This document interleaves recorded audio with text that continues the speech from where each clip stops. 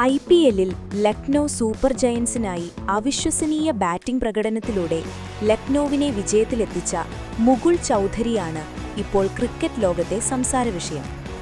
വിജയം അസാധ്യമായിരുന്ന സാഹചര്യത്തിൽ മുകുൾ നടത്തിയ ഒറ്റയാൾ പ്രകടനമായിരുന്നു ലക്നൗവിനെ വിജയത്തിലേക്ക് നയിച്ചത്.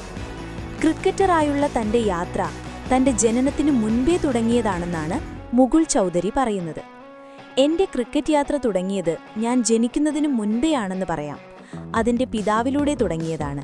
കാരണം ഒരു പ്രൊഫഷണൽ ക്രിക്കറ്റർ ആകാൻ ആഗ്രഹിച്ചെങ്കിലും സാഹചര്യം അനുവദിക്കാത്തതിനാൽ പാതി വഴിയിൽ കളി ഉപേക്ഷിക്കേണ്ടി വന്ന വ്യക്തിയായിരുന്നു എന്റെ അച്ഛൻ. എന്നെ ഒരു ക്രിക്കറ്റർ ആക്കുക എന്നത് അച്ഛന്റെ സ്വപ്നമായിരുന്നു, മുകുൾ പറഞ്ഞു.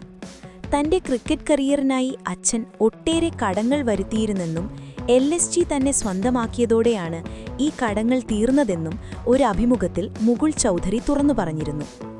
എന്നെ ക്രിക്കറ്ററാക്കുക എന്നതായിരുന്നു അച്ഛന്റെ സ്വപ്നം. ക്രിക്കറ്റ് ഏറെ ചെലവുള്ളൊരു മത്സരമാണ്.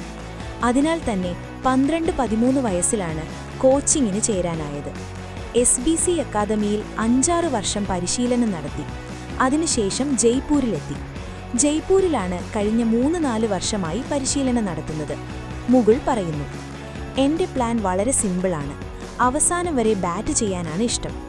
ഒരു ബൗളർ 4 മികച്ച പന്തുകൾ എറിഞ്ഞാലും അതിൽ ഒരെണ്ണം 6 അടിക്കാമെന്നാണ് ചിന്തിക്കാറുള്ളത്. ചെറുപ്പം മുതൽ 6കൾ പറത്തുന്നതാണ് ശീലം. വിക്കറ്റ് കീപ്പർ താരമായ മുകുൾ ചൗധരി രഞ്ജി ട്രോഫിയിൽ രാജസ്ഥാൻ റോയൽസിലാണ് കളിക്കുന്നത്. അണ്ടർ 23 തലത്തിൽ സയ്യിദ് മുഷ്താഖ് അലിയിൽ താരം നടത്തിയ പ്രകടനമാണ് മുകുളിനെ ലക്നൗവിലെത്തിച്ചത്. 2025-26 സയ്യിദ് മുഷ്താഖ് അലി ട്രോഫിയിൽ 198.85 സ്ട്രൈക്ക് റേറ്റിൽ 173 റൺസ് താരം നേടിയിരുന്നത്.